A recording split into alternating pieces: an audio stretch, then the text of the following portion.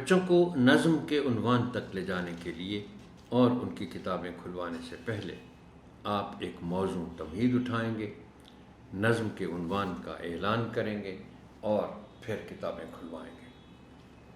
تمہید اٹھانے کے لیے درج ذیل نکات پیش ہے، تاہم یہ حرف آخر نہیں ہے۔ بہتر سے بہتر تمہید کے لیے آپ کی فکری جستجو جاری رہنی چاہیے۔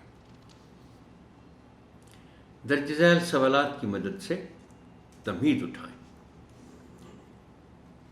اب دیکھیے، پہلا سوال محترم ٹیچر ہم نے ایسا رکھا ہے جس کی وجہ میں آپ سے پہلے شاید ایک سے زیادہ مرتبہ ذکر کر چکا ہوں کہ ہم معلوم سے نامعلوم کی طرف جانا چاہتے ہیں، اور حمد چونکہ اس سے پچھلا باب ہی تھا، وہ پڑھ چکے ہیں حمد، جس میں ہم نے کافی تفصیل کے ساتھ حمد کی تعریف کی تھی اور بتایا تھا سورہ فاتحہ کے حوالے سے۔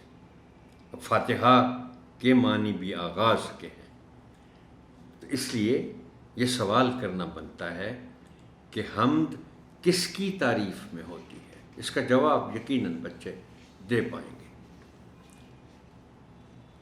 اگلا سوال ہے کہ رسول پاک صلی اللہ علیہ وآلہ وسلم کی تعریف میں لکھی گئی نظم کو کیا کہتے ہیں؟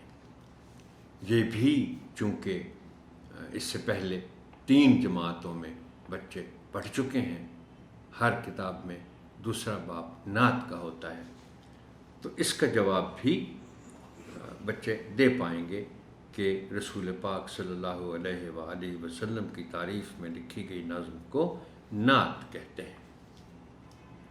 پھر آپ پوچھیں گے کہ آپ میں سے کس کس کو کوئی نعت یاد ہے؟ دیکھیے، آپ بھی جانتے ہیں کہ بچے کچھ ایسے ہوتے ہیں جو نعت پڑھتے ہیں اور ترنم سے پڑھتے ہیں، تو نعت ہو سکتا ہے کوئی بچہ ایسا مل جائے جو کہے کہ ہاں مجھے نعت یاد ہے۔ آپ مجھ سے پوری نعت یا نعت کے چند اشعار سن سکتے ہیں۔ آپ میں سے کون ترنم سے نعت پڑھ سکتا ہے؟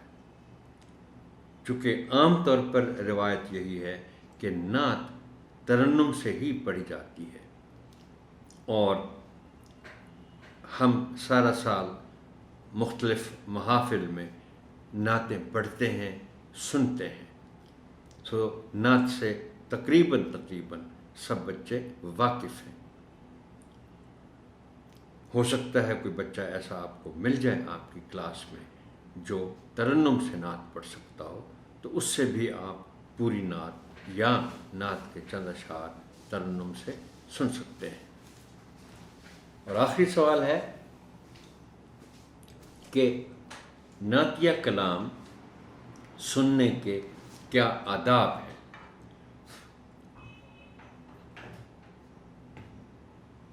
اگر آپ نے کبھی کوئی نعتیہ محفل اٹینڈ کی ہو تو آپ کو معلوم ہے کہ وہاں لوگ کس طرح ادب کے ساتھ بیٹھے ہوتے ہیں، اور اس میں اہم بات یہی ہے کہ آپ بچوں کو بتائیں کہ نعت سنتے ہوئے جو لوگ بیٹھے ہوتے ہیں محفل میں، وہ کسی اور سرگرمی میں مصروف نہیں ہو سکتے، اور بہت ادب سے، بہت احترام سے نعت سنی جاتی ہے۔ درجہ بالا سوالات پر مبنی گفتگو کے نتیجے میں بچوں کو نظم کے عنوان تک لے جائیں، اور ظاہر ہے آپ بتائیں گے کہ اچھا بھی بچوں، آج ہم نعت پڑھنے جا رہے ہیں، اس باب کا موضوع ہی نعت ہے۔ اب اشعار کی بحر اور لے کا خیال رکھتے ہوئے نظم کی قرأت کریں گے۔ آپ کے لیے میں قرأت کرتا ہوں۔ مجھے یقین ہے کہ آپ کو بحر اور لے کے بارے میں معلوم ہوگا اب تک یقیناً، لیکن آپ بچوں کو بھی بتا سکتے ہیں کہ بچوں جب کوئی اشعار ہو، ضروری نہیں ہے کہ نعت ہی ہو، کوئی بھی اشعار ہو، کوئی شعر ہو، تو اس کی بحر اور لے کا خیال رکھتے ہوئے اسے پڑھا جائے گا، ورنہ شعر نہیں رہتا اور شعر نہیں لگتا۔ بحر کا مطلب ہے وزن اور لے کا مطلب ہے سر، یعنی وہ جو ایک موسیقیت کا عنصر ہے اشعار میں، اس کو قائم رکھا جائے۔